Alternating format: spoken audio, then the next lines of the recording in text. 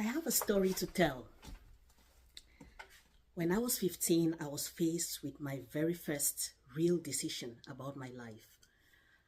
I had just passed my ordinary level exams. It's a certificate exams in Cameroon, the country where I come from in Central Africa.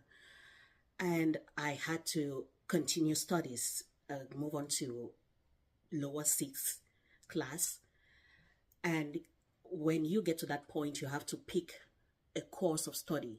What kind are you looking to go into? The sciences, the arts? What is it that you really love? And when I looked at what I had excelled in at ordinary levels, what stood out for me was geography, economics, and mathematics. So naturally, I thought, why not do A4? That's the series that has those three subjects. But then I got to my school to apply. Usually that's done during the summer holidays. I went into school to apply. I met my principal at the time. Oh, God bless his soul. Reverend Father Christopher Suka. He's of blessed memory. And he gave me the form to fill out what I wanted to study. I went in very confident, wrote down A4, economics, geography, and mathematics. Handed that form and went back home.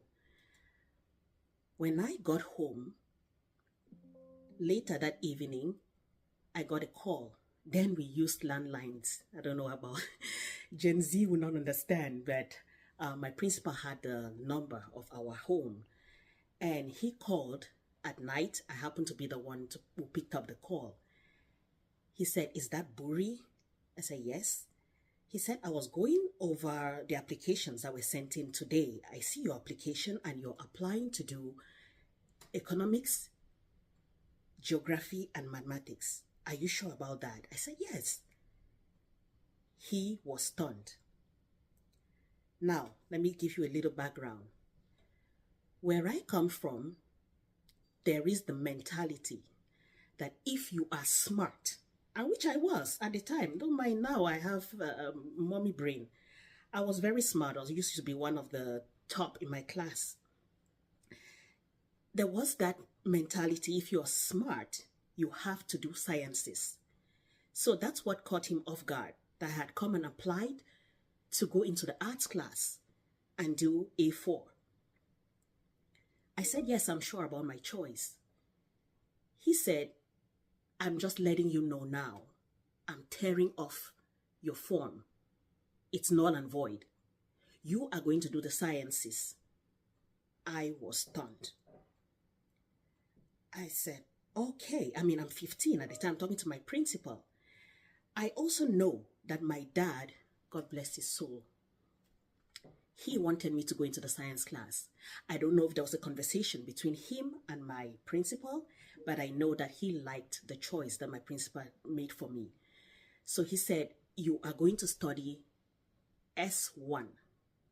That is biology, chemistry, physics, maths, further maths, all 5 subjects." To this day, I don't know if it were right or if I should have pushed back at that point. But, again, I'm 15. These are people I trust. I think they're doing the best for me. But the statement he made is the reason I'm talking about this today. He said, "You cannot be one of our best students and go into the arts class." What does that mean? Does that mean those who go into the arts class are not smart? I don't buy that now. Back in the day, that was the mentality, but I don't think that is correct. Anyway, I ended up going into lower sixth science. I am glad that I did go into that class. I met phenomenal friends whom I'm still very close with today. I went through the course for the 2 years, lower seat and upper seat, wrote the GCE exam, and passed. I passed very well, got all 5 subjects. But there was still that hankering in me that what I really love to study is economics and I love maths. I didn't really care much for geography. Yes, I passed it. Again, let me bring you a fun fact. For ordinary level exams, geography, I had used a textbook that was actually written by my dad. My dad was a geography teacher, and he had paired up with one of his colleagues, and